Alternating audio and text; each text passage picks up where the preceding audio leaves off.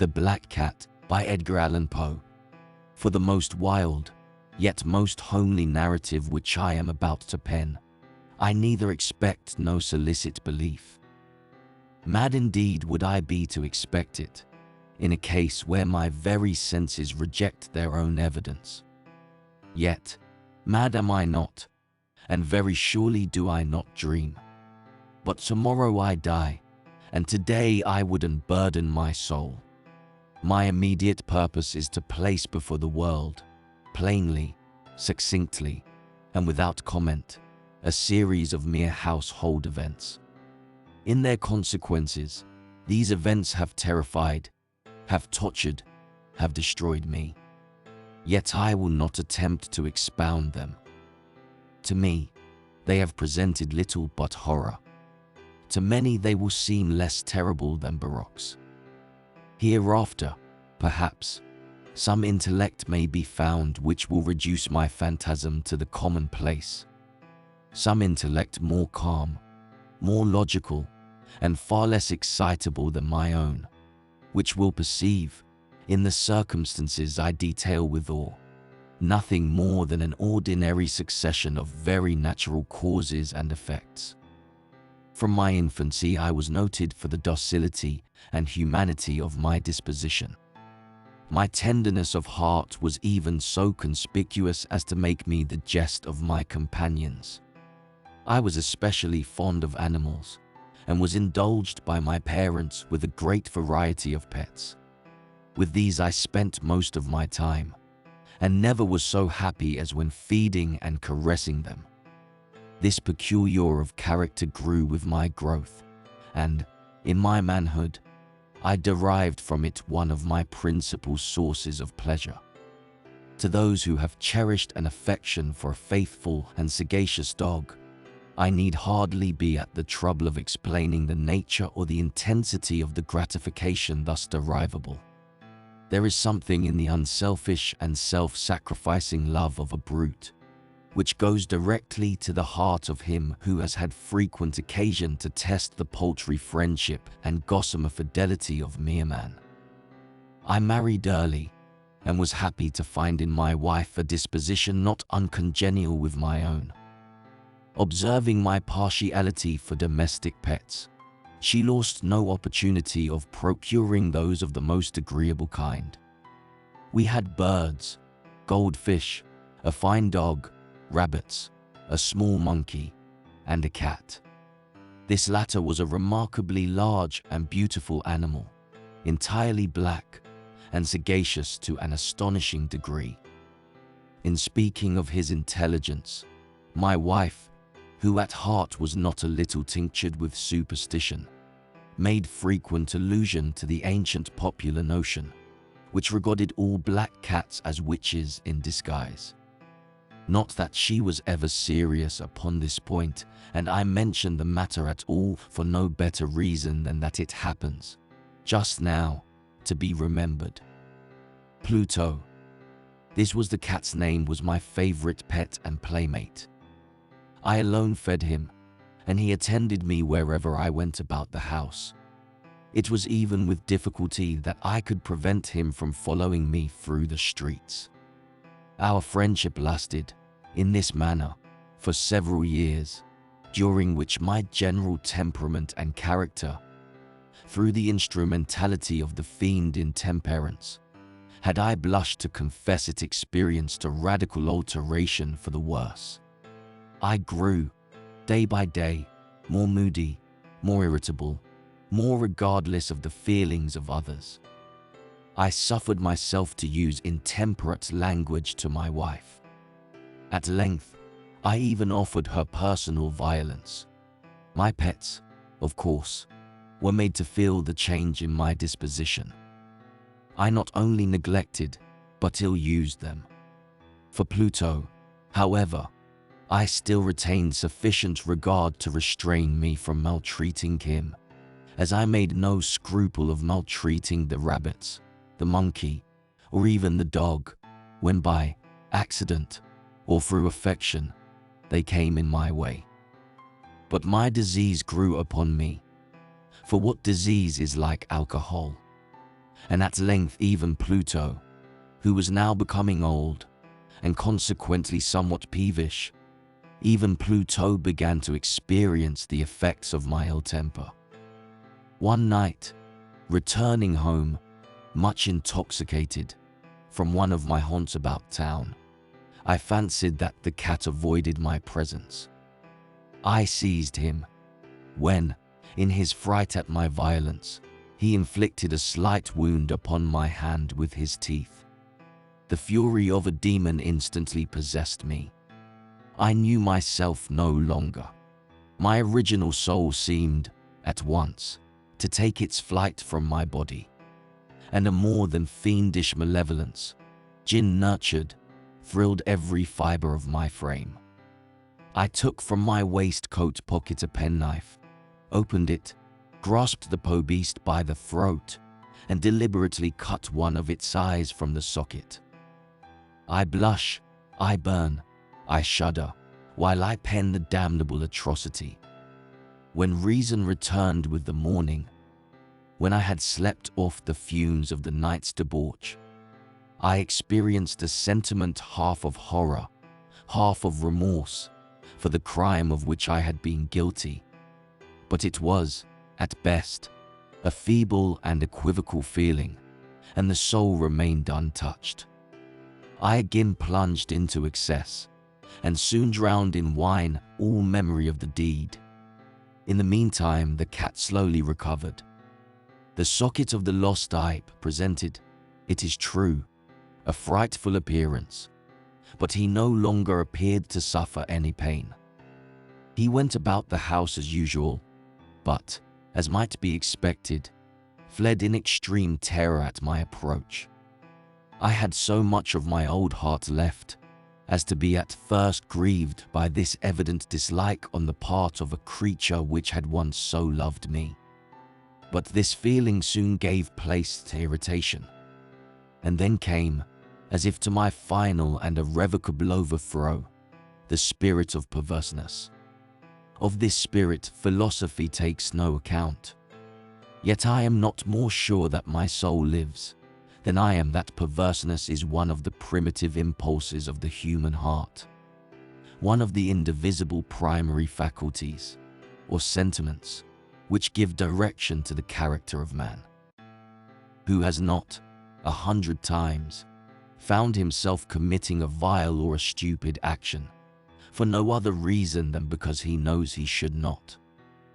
Have we not a perpetual inclination, in the teeth of our best judgment, to violate that which is law, merely because we understand it to be such? This spirit of perverseness, I say, came to my final overthrow. It was this unfathomable longing of the soul to vex itself, to offer violence to its own nature, to do wrong for the wrong's sake only, that urged me to continue and finally to consummate the injury I had inflicted upon the unoffending brute. One morning, in cool blood, I slipped a noose about its neck and hung it to the limb of a tree. Hung it with the tears streaming from my eyes, and with the bitterest remorse at my heart. Hung it because I knew that it had loved me, and because I felt it had given me no reason of offense.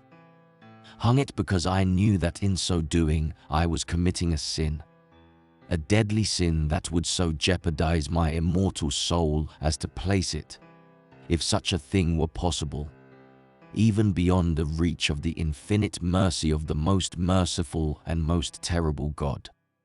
On the night of the day on which this cruel deed was done, I was aroused from sleep by the cry of fire. The curtains of my bed were in flames.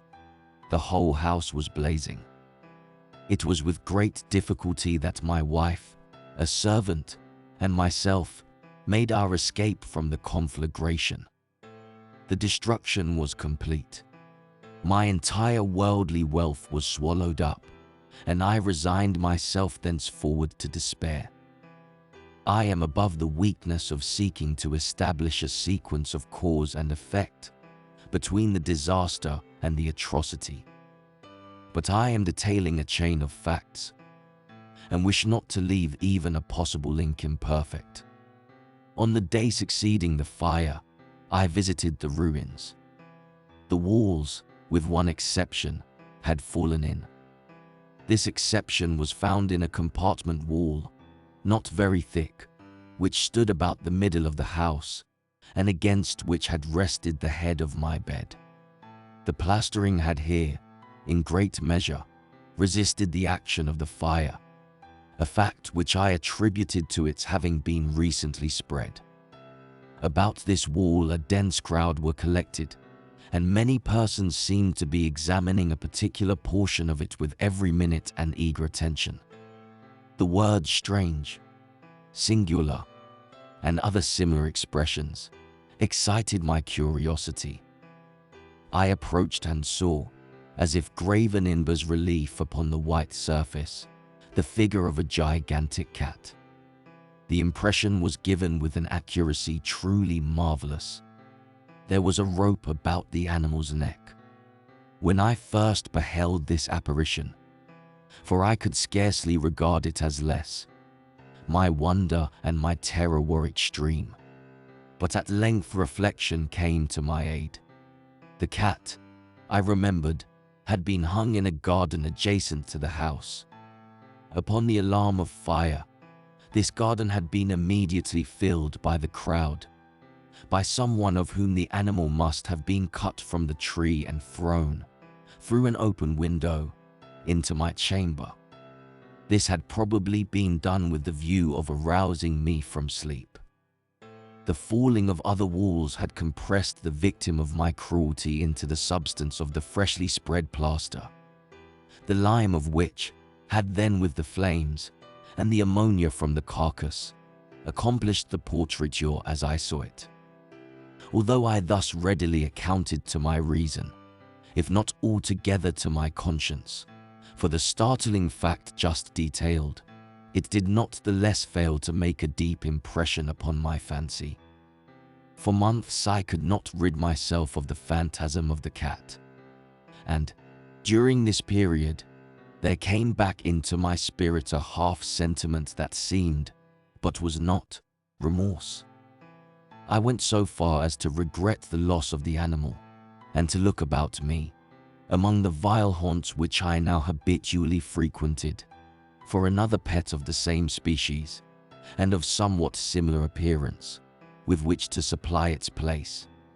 One night as I sat, half stupefied, in a den of more than infamy, my attention was suddenly drawn to some black object, reposing upon the head of one of the immense hogsheads of gin, or of rum, which constituted the chief furniture of the apartment.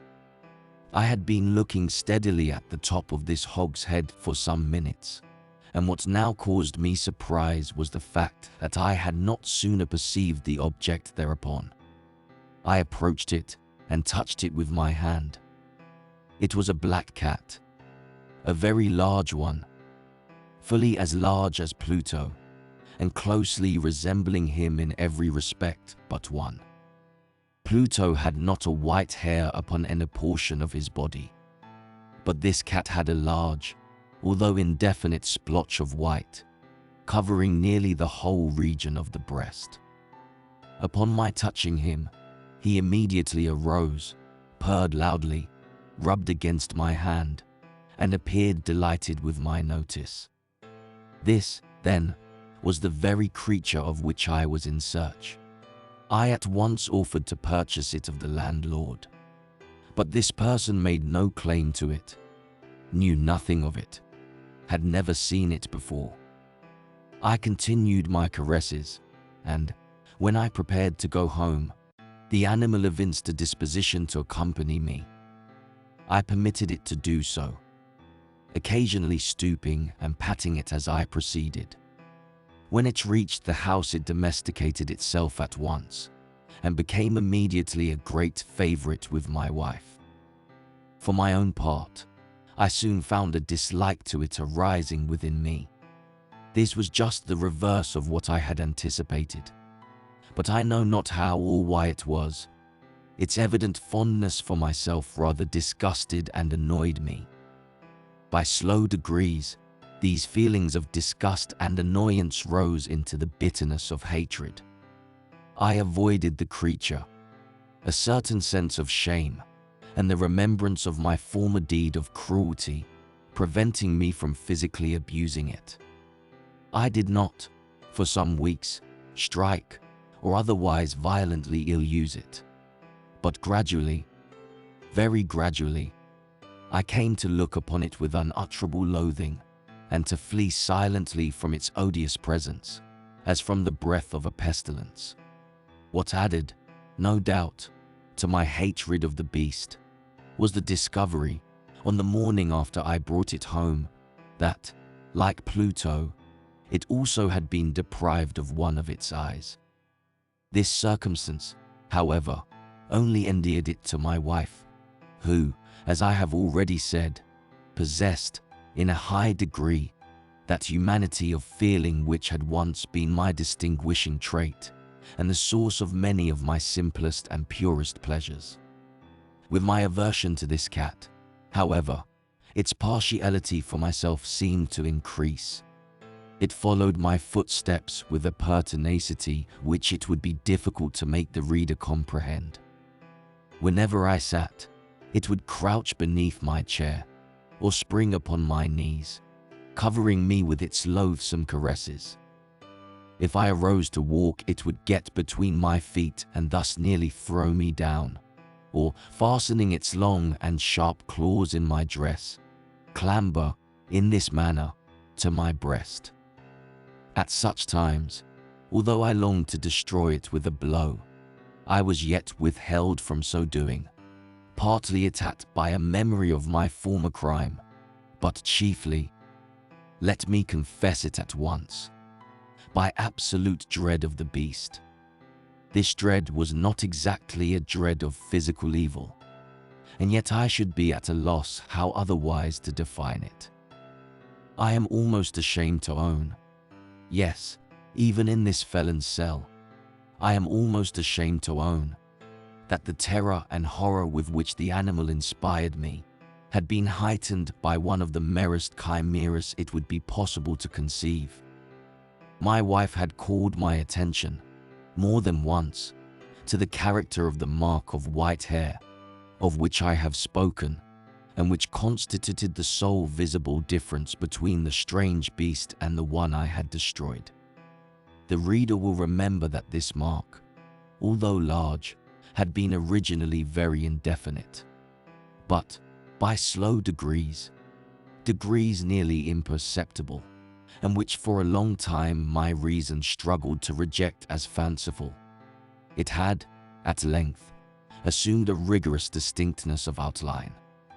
It was now the representation of an object that I shuddered to name, and for this, above all, I loathed and dreaded and would have rid myself of the monster had I dared. It was now, I say, the image of a ghastly thing, of the gallows. Oh, mournful and terrible engine of horror and of crime, of agony and of death. And now was I indeed dretched beyond the wretchedness of mere humanity, and a brute beast, whose fellow I had contemptuously destroyed, a brute beast to work out for me a man, fashioned in the image of the high God, so much of insufferable woe. Alas, neither by day nor by night knew I the blessing of rest any more. During the former the creature left me no moment alone, and in the latter I started hourly from dreams of unutterable fear, to find the hot breath of the thing upon my face, and its vast weight, an incarnate nightmare that I had no power to shake off, incumbent eternally upon my heart. Beneath the pressure of torments such as these, the feeble remnant of the good within me succumbed. Evil thoughts became my sole intimates, the darkest and most evil of thoughts. The moodiness of my usual temper increased to hatred of all things and of all mankind, while, from the sudden, frequent, and ungovernable outbursts of a fury to which I now blindly abandoned myself. My uncomplaining wife, alas, was the most usual and the most patient of sufferers. One day she accompanied me, upon some household errand, into the cellar of the old building which our poverty compelled us to inhabit. The cat followed me down the steep stairs and, nearly throwing me headlong, exasperated me to madness. Uplifting an axe and forgetting, in my wrath, the childish dread which had hitherto stayed my hand, I aimed a blow at the animal which, of course, would have proved instantly fatal had it descended as I wished. But this blow was arrested by the hand of my wife. Goaded by the interference into a rage more than demoniacal, I withdrew my arm from her grasp and buried the axe in her brain. She fell dead upon the spot, without a groan. This hideous murder accomplished, I set myself forthwith, and with entire deliberation, to the task of concealing the body. I knew that I could not remove it from the house, either by day or by night, without the risk of being observed by the neighbors. Many projects entered my mind. At one period I thought of cutting the corpse into minute fragments and destroying them by fire. At another, I resolved to dig a grave for it in the floor of the cellar. Again, I deliberated about casting it in the well in the yard, about packing it in a box, as if merchandise, with the usual arrangements, and so getting a porter to take it from the house. Finally, I hit upon what I considered a far better expedient than either of these. I determined to wall it up in the cellar, as the monks of the Middle Ages are recorded to have walled up their victims. For a purpose such as this, the cellar was well adapted. Its walls were loosely constructed and had lately been plastered throughout with a rough plaster, which the dampness of the atmosphere had prevented from hardening. Moreover, in one of the walls was a projection, caused by a false chimney or fireplace that had been filled up and made to resemble the rest of the cellar. I made no doubt that I could readily displace at this point, insert the corpse, and wall the whole up as before, so that no eye could detect anything suspicious. And in this calculation I was not deceived. By means of a crowbar I easily dislodged the bricks, and, having carefully deposited the body against the inner wall, I propped it in that position, while with little trouble, I relaid the whole structure as it originally stood. Having procured mortar, sand, and hair, with every possible precaution, I prepared a plaster which could not be distinguished from the old, and with this I very carefully went over the new brickwork. When I had finished, I felt satisfied that all was right. The wall did not present the slightest appearance of having been disturbed. The rubbish on the floor was picked up with the minutest care. I looked around triumphantly and said to myself, "Here at least, then, my labor has not been in vain." My next step was to look for the beast which had been the cause of so much wretchedness, for I had, at length, firmly resolved to put it to death. Had I been able to meet with it, at the moment, there could have been no doubt of its fate. But it appeared that the crafty animal had been alarmed at the violence of my previous anger, and forbore to present itself in my present mood. It is impossible to describe or to imagine the blissful sense of relief which the absence of the detested creature occasioned in my bosom. It did not make its appearance during the night, and thus for one night at least, since its introduction into the house, I soundly and tranquilly slept. Slept even with the burden of murder upon my soul. The second and the third day passed, and still my tormentor came not. Once again I breathed as a freeman. The monster, in terror, had fled the premises forever. I should behold it no more. My happiness was supreme. The guilt of my dark deed disturbed me but little. Some few inquiries had been made, but these had been readily answered. Even a search had been instituted, but of course nothing was to be discovered. I looked upon my future felicity as secured. Upon the 4th day of the assassination, a party of the police came, very unexpectedly, into the house and proceeded again to make rigorous investigation of the premises. Secure, however, in the inscrutability of my place of concealment, I felt no embarrassment whatever. The officers bade me accompany them in their search. They left no nook or corner unexplored. At length, for the 3rd or 4th time, they descended into the cellar. I quivered not in a muscle. My heart beat calmly as that of one who slumbers in innocence. I walked the cellar from end to end. I folded my arms upon my bosom and roamed easily to and fro. The police were thoroughly satisfied and prepared to depart. The glee at my heart was too strong to be restrained. I burned to say if but one word, by way of triumph, and to render doubly sure their assurance of my guiltlessness. "Gentlemen," I said at last, as the party ascended the steps, "I'd like to have allayed your suspicions. I wish you all health, and a little more courtesy. By the by, gentlemen, this is a very well-constructed house." In the rabid desire to say something easily, I scarcely knew what I uttered at all. I may say an excellently well-constructed house. These walls, are you going, gentlemen? These walls are solidly put together. And here, through the mere frenzy of bravado, I rapped heavily with a cane which I held in my hand, upon that very portion of the brickwork behind which stood the corpse of the wife of my bosom.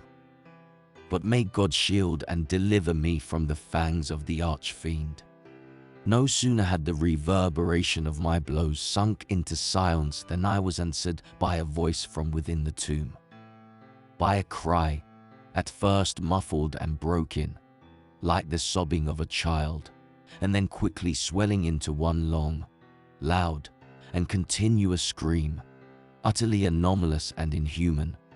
A howl, a wailing shriek, half of horror and half of triumph, such as might have arisen only out of hell, conjointly from the throats of the damned in their agony and of the demons that exult in the damnation.